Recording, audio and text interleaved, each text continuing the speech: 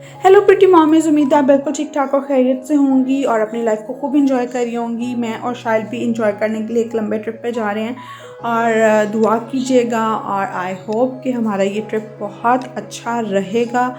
तो सारी packing shaking हो गई है। एक हफ़्ता मुझे लगा चीज़ों को सोचने में और करने में कि क्या क्या चीज़ें रखनी हैं, क्योंकि वहाँ से बहुत सारी चीज़ें हैं जो नहीं मिलती। तो शाइल का ज़्यादा जो है ना वो मुझे था कि उसकी चीज़ें जो हैं वो सारी पूरी हों। तो सामान हमने रख लिया है, सेट कर लिया है और अब जी गाड़ी में बैठने लगे हैं और लाहौर स्टेशन जाएंगे। और ये लंबा ट्रिप जो है ये कहाँ तक है, ये लाहौर से हैदराबाद का है बाय ट्रेन और फिर हैदराबाद से उमरकोट 3 आवर्स और हमें लगेंगे बाय रोड। तो काफ़ी लंबा ट्रिप है। आई थिंक हमें 18 से 20 आवर्स तो लगने वाले हैं। तो उसके लिए जो है ना वो हम बस अभी स्टेशन पे जनाब पहुंच गए हैं। लाहौर की ट्रैफिक बहुत ज़्यादा और बिज़ी रोड्स के बावजूद हम जो है वो टाइम पे पहुंच गए। 7:30 बजे की ट्रेन है। तो स्टेशन में एंटर होते हैं 7 बज चुके हैं। तो देखते हैं कि ट्रेन टाइम पे है या नहीं है और क्या सीन है। तो जी जहाँ पे ट्रेन आनी है और जो प्लेटफॉर्म है वहाँ पे अभी पहुँचे हैं और अभी पता करेंगे किसी से कि ट्रेन टाइम पे है या नहीं या क्या सीन है। तो मेरा और शाइल का जो है वो पहला एक्सपीरियंस है। बचपन में काफ़ी दफ़ा किया है, गांव जाते थे नानों के पास जाना इस तरह से, लेकिन फिर जो है वो वाला स्टेशन बहुत छोटा था तो आई थिंक वो बंद हो गया और उसके बाद ट्रेन का सफ़र भी बंद हो गया और फिर बस बाय रोड इस तरह से ही जाते रहे। तो आज काफ़ी सालों के बाद जो है वो 18-19 सालों के बाद जो है ना वो दोबारा से ट्रेन का सफ़र करना है। तो ये एक नया ही एक्सपीरियंस है। तो ट्रेन हमारी जी घंटा 1.5 घंटा लेट है, तो अभी उसी के वेट में बैठे हैं और वेट जो है वो बहुत मुश्किल है और बच्चे को गोद में बिठाना इतनी देर तक बाउंड करके वो भी बहुत ज़्यादा मुश्किल है। तो इस टाइम जो है ना वो चाइल्ड को बाउंड किया हुआ था और फाइनली जो है वो 7:30 बजे ट्रेन थी, लेकिन 9:15 बजे जो है वो हमारी ट्रेन आई है। और ट्रेन का जो है ना इतनी ज़्यादा लंबी ट्रेन और बिल्कुल लास्ट पे जो है ना वो हमारा कैबिन है। तो बस उसी का वेट करें कि ट्रेन आहिस्ता आहिस्ता रुकेगी और फिर हम अपने कैबिन में बैठेंगे। एसी स्लीपर वाला जो कैबिन है वो करवाया था। देखते हैं कि कितना अच्छा है। सबसे बेस्ट और सबसे अच्छा वाला मतलब अकॉर्डिंग टू रेलवे वही होता है, लेकिन ये तो अब अंदर बैठ के पता चलेगा कि किस किस्म का है। तो ये सिर्फ 2 वाला ही कैबिन था। तो सेट हो गए हैं, रात काफ़ी हो गई है, बाहर आपको कुछ भी नज़र नहीं आ रहा था। तो अभी बस सोएंगे और फिर अगली सुबह का वेट करेंगे।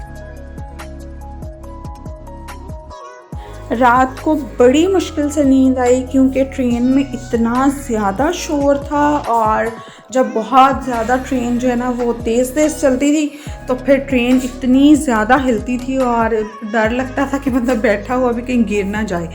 तो तकरीबन 7 बजे आँख खुली, मतलब नींद तो उस तरह से प्रॉपर नहीं आई। मैं बार बार उठ के बैठ जाती थी कभी और शाइल को भी मुझे था कि बस शाइल कंफर्टेबली जो है वो सोया रहे। तो तकरीबन 9 बजे जो वो सखर ट्रेन पहुंची और उसके बाद वहाँ से नाश्ता वगैरह किया और फिर शाइल के साथ जो है ना शाइल का मुझे समझ नहीं आता कि किस तरह से बिज़ी करूँ। तो मैंने फिर उसको थोड़ी सी 1-2 पोएम्स जो हैं वो मोबाइल पे दिखा दी और उसके बाद फिर सफ़र का आगाज़ हुआ। और अभी शाइल साहब जो है ना उनको कुछ खिलाना पिलाना था, तो फिर अभी शाइल साहब जो हैं वो अपना फीडर ख़त्म करके उसके बाद हम दोबारा से बाहर देखेंगे कि बाहर क्या चीज़ें हैं। तो अच्छा जी, सिंध में हम लोग एंटर हो गए हैं क्योंकि सखर हमने क्रॉस किया था 9 बजे और यहाँ पे जो है वो गंदम की कटाई हो चुकी है और हो रही है, जबकि पंजाब में जो है वो अप्रैल के एंड पे या अप्रैल के शुरू में आई थिंक स्टार्ट होती है और फिर मई तक जाती है। तो यहाँ पे गंदम की कटाई हो चुकी है और अभी भी ये सीन है क्योंकि ट्रेन ऑलरेडी लेट थी। तो 1 बजे जो है वो हमने हैदराबाद पहुँचना था, लेकिन अब हम पहुँचेंगे 2:30 बजे और सफ़र इतना लंबा है कि बैठ के कोई समझ नहीं आ रही। सारी रात भी अजीब सी, मतलब 1 बज गया था सोते सोते और वो भी बहुत जो मतलब थोड़ा सा सोए हैं उसमें भी इतनी ज़्यादा ट्रेन की आवाज़ और डिस्टर्बेंस थी कि बस ना बहुत ही, लेकिन एडवेंचर ही सही एक नया। तो बस अभी थोड़ा सा और टाइम है, सामान वगैरह मैं दोबारा से सारा सेट कर रही हूँ क्योंकि उतरने का टाइम ऑलमोस्ट आ गया है, थोड़ा सा टाइम रह गया। तो सामान वगैरह सेट करके तो आपको फिर हैदराबाद जो है वो स्टेशन पे मैं आपको मिलती हूँ।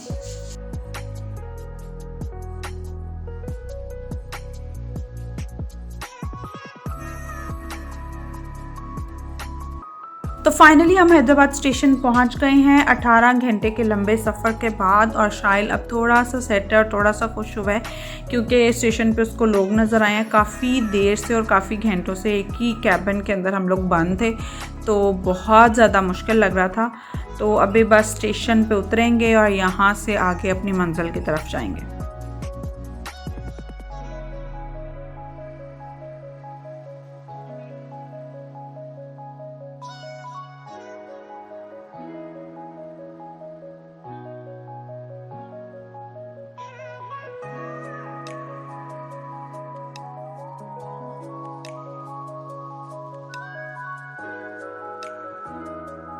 कूली भाई साहब की रहनुमाई में हम लोग जो हैं वो एक प्लेटफॉर्म से हमने दूसरे प्लेटफॉर्म पे जाना है और एक बड़ा ब्रिज है जो हमने क्रॉस करना है। और गर्मी यहाँ पे बहुत शदीद किस्म की है, मार्च में ही। तो कूली भाई साहब ने क्या किया था कि अपना जो साफ़ा है जो सर पे बांधते हैं उसको नीचे बिछाया ज़मीन पर और उसके अंदर सारा सामान बांधा और एक गठरी बनाई और उस गठरी को सर पे उठाया और आराम आराम से जो हैं वो जा रहे हैं। तो हम लोग भी उनके पीछे पीछे जा रहे हैं। तो ये मेरे सिंधी अंकल हैं जिनके घर हम लोगों ने जाना है और इनकी रहनुमाई में ही मैं भी इनके पीछे पीछे जा रही हूँ। तो ब्रिज क्रॉस कर लिया फाइनली, स्टेशन जो है दूसरी साइड पे हम स्टेशन पे आ गए हैं और यहाँ से फिर अब हम लोग आगे उमरकोट की तरफ अपना सफ़र शुरू करेंगे।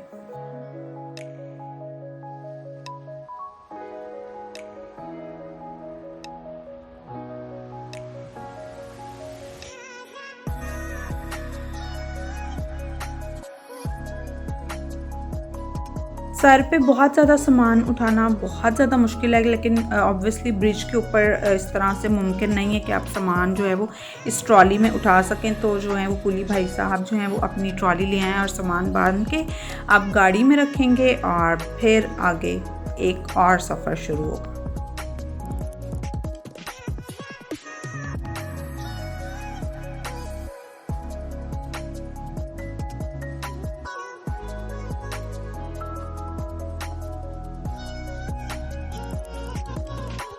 तो फाइनली 18 घंटे ट्रेन के सफ़र के बाद जो है वो कुछ हैदराबाद की हलचल और शोर शराबा नज़र आया है। और अब हैदराबाद से मीरपुर ख़ास और मीरपुर ख़ास से उमरकोट का सफ़र जो है वो 2.5 से 3 घंटे जो है वो हमें दरकार होंगे कि हम अपनी मंजिल पर पहुंच जाएं।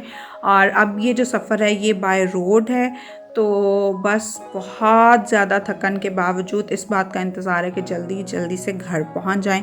तो अब ये सफ़र शुरू होगा।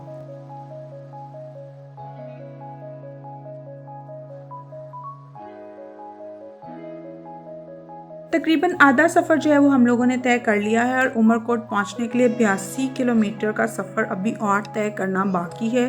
तो मीरपुर ख़ास हम पहुंच चुके हैं और थकन से बहुत बेहाल। शाइल को नींद आ रही थी तो वो थोड़ी देर के लिए अभी सो गया है और सफ़र इसी तरह से जो है वो हम लोग बस ख़त्म होने का इंतज़ार कर रहे हैं।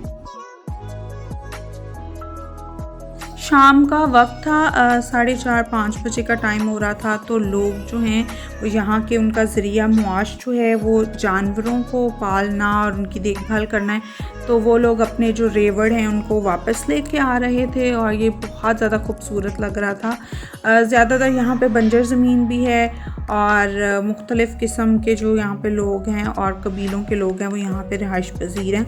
तो बस जब हम उमरकोट पहुँचेंगे तो वहाँ पे जाके ज़्यादा एक्सप्लोर करने का टाइम मिलेगा और ज़्यादा देख पाएंगे।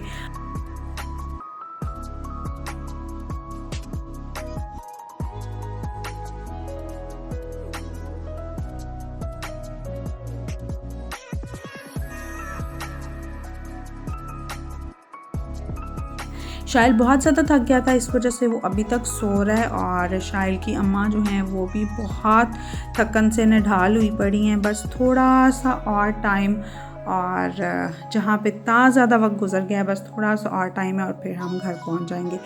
तो फाइनली जो हैं वो हम उमरकोट में जो हैं वो एंटर हो चुके हैं और बस अब जल्दी से घर पहुँचना है और बच्चों से मिलना है। 20.5 घंटे के बहुत लंबे सफ़र के बाद आखिरकार जो है वो मंजिल आ गई है और हम घर के बिल्कुल पास पहुंच चुके हैं। और सबसे मज़े की बात ये है कि मतलब जो मेरे कज़न्स हैं, मासू के बच्चे हैं, उनको बिल्कुल भी अंदाज़ा और बिल्कुल भी पता नहीं है कि मैं आ रही हूँ। तो बस अभी जो है ना ये एक्साइटमेंट है। और देख के उन्होंने इतनी ज़्यादा जो है ना वो ऊंची ऊंची चीखें मारी हैं एक्साइटमेंट में कि शायल जो था, क्योंकि वो सोया उठा ही था, तो वो बहुत ज़्यादा डर गया और उसको जो है ना बस अभी चुप करवाने की कोशिश जो है वो जारी है। तो उसको काम डाउन करवाने के लिए फिर काफ़ी ज़्यादा टॉयज़ और इस तरह से उसको जो ना 15-20 मिनट तकरीबन लगे। फिर उसके बाद जो है ना वो चुप हुआ। कुछ शाम काफ़ी हो चुकी है और खुदा का शुक्र है कि शायल कुछ सेट हो गया है। बस उसके बाद फिर खाना खाया और आज का दिन जो है वो यहीं पे ख़त्म हुआ। होप सो कि आपको जो है वीडियो अच्छी लगी होगी, और अगर अच्छी लगी है तो मुझे कमेंट में ज़रूर बताइएगा। दुआओं में याद रखिएगा और अपना बहुत सारा ख्याल रखिएगा। नेक्स्ट वीडियो तक खुदा हाफिज़।